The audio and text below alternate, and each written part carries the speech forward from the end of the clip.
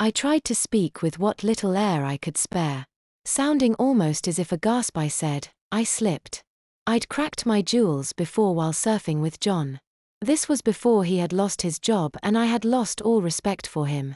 I'd taken a big hit from a wave and was thrashed about for a few seconds underwater before I made it to the surface again. However, no sooner had my head come up out of the water than my board came up right below me and nailed me right in the crotch. Had my dad not been right there, I probably would have drowned. As it was, the impact had caused me to breathe in a lung full of water. John had to drag me back to the beach while I coughed and spat out the salty water. As ghastly as that time in the ocean had been, this one seemed worse.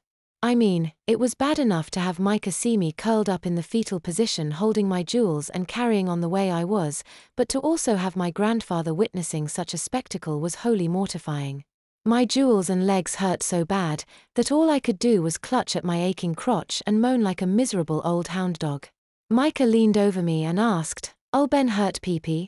Oh dear merciful God, kill me now. Please." I screamed. No really, I screamed that right out loud.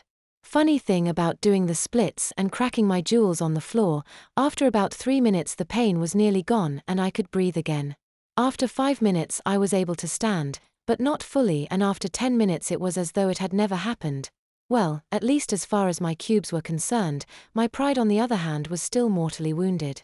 Grandfather had done something really peculiar while I had been sprawled there on the floor moaning and carrying on. He had rubbed and massaged just above where my legs connect to my sides, right below my rib bones.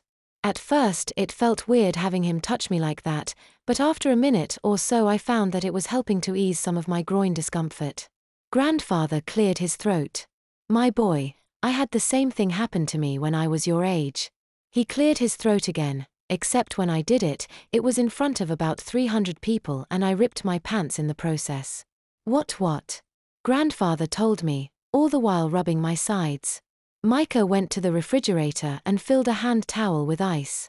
She tried to get me to put the ice bundle down my pants, but I told her there was no way I was putting ice down my pants. "Alben, no worry, Micah see Alben's special pants lots," she said, and I choked on my own tongue.